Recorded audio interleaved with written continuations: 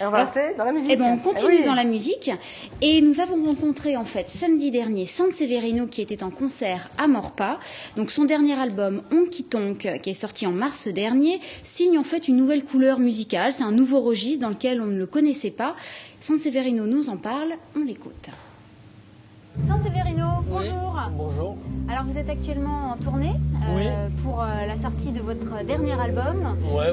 En fait, non, c'est pas en tournée pour la sortie de mon dernier album. C'est-à-dire que l'album sert à faire une tournée. En fait, c'est l'inverse. Alors, l'album l'album s'appelle Honky Tonk. Et c'est comment dire, la tournée sert pas à défendre l'album. L'album sert de base à la tournée. C'est l'inverse. D'accord. Bon, voilà, je te le précise tout de suite. Et alors du coup ce soir pour la fête de la ville à Maurepas, vous êtes en concert, vous allez présenter quelques titres. Ah oui, je vais présenter tout l'album. Tout l'album. Ouais, il y a pas peu de choses. En fait, je fais ça à chaque fois. C'est-à-dire que là, les albums servent à changer les spectacles. C'est pour ça que les albums servent aux tournées et pas l'inverse. C'est-à-dire que c'est l'occasion de renouveler tout le répertoire et de faire a priori 80% de nouvelles chansons. La musique que j'utilise pour cet album, ça fait partie de la country et du folk. Il n'y a pas de batterie, il n'y a pas d'instrument électrique. Alors vous avez c'est avec oui, quand même. Est-ce qu'il y a d'autres instruments? Il y a un banjo, violon, mandoline, contrebasse et guitare. Voilà. Et le bluegrass, c'est quand même, faut respecter ses lois. C'est un peu comme le tango, s'il n'y a pas de bandoneon, c'est dur de reconnaître le son. Et là, le bluegrass, s'il n'y a pas de banjo, 5 cordes et de mandoline, c'est limite. Donc il y a un peu des règles. D'où vous est venue cette passion pour le bluegrass? Je connais ça depuis que j'ai... Non, c'est rien, ça fait 30 ans que je connais le bluegrass, quoi. Voilà, j'avais découvert ça quand j'avais 20 ans.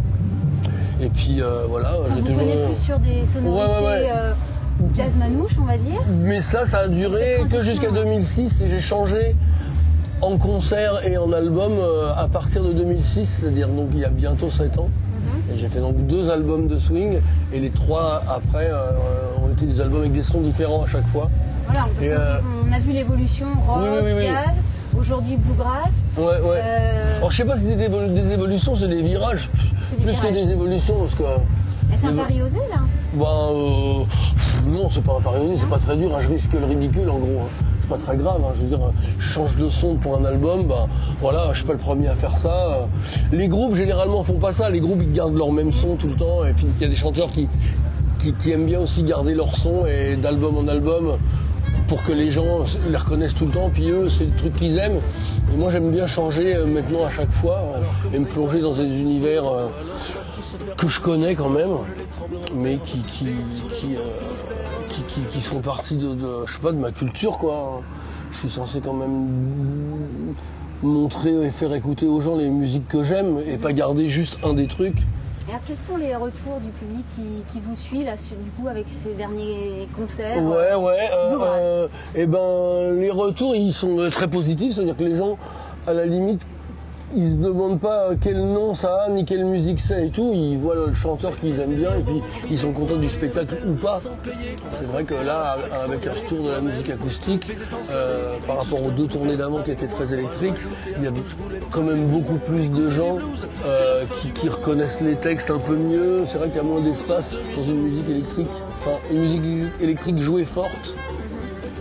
Et du coup il y a un peu moins de place pour les textes, mais là il y a de nouveau plein de place pour les textes. Alors les gens ils sont assez contents, et puis je pense que les gens ils aiment bien cette musique là qui est en fait assez c'est de la musique assez improvisée, le bluegrass, il y a pas beaucoup de les codes, c'est quand même tel couplet c'est toi qui joues derrière, tel couplet c'est toi, ensuite on a une intro, enfin ça ressemble un peu au rock'n'roll par certains points, c'est-à-dire que ça a pas l'air arrangé. Dans le sens qu'il n'y a pas d'arrangement. Alors il y en a toujours quelques-uns un peu, mais c'est pas mal une musique de bar quand même.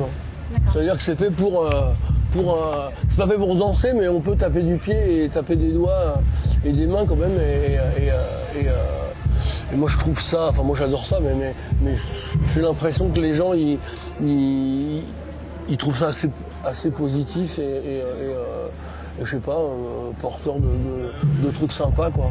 En tout cas. C'est votre 5e album. Ouais. Est-ce qu'on parlait des textes, là, justement? Est-ce qu'on retrouve dans cet album aussi des textes drôles, décalés, parfois un peu corrosifs? C'est toujours moi qui les fais, alors forcément, ils sont un peu comme tu dis, mais Je pense que ça, moi, je peux pas faire autrement, par contre. Je peux changer les sons des albums et puis prendre un guitariste ou un batteur différent, ou alors un arrangeur qui va me mettre que de l'électro ou je ne sais quoi, ou faire un album avec la Caravane Passe et qu'on entend derrière. J'aurai toujours mes textes avec moi, du coup, on reconnaîtra toujours ça. C'est l'avantage d'être chanteur. Il y a des messages. Moi, j'ai l'impression que j'ai plus de messages en concert que dans les albums. Les messages, c'est quand même un peu toujours les mêmes. C'est quand même un peu mon rocon, quoi. Ce soir, il y aura un message? Je verrai bien. Ouais, en fonction de l'ambiance. Ouais. D'accord.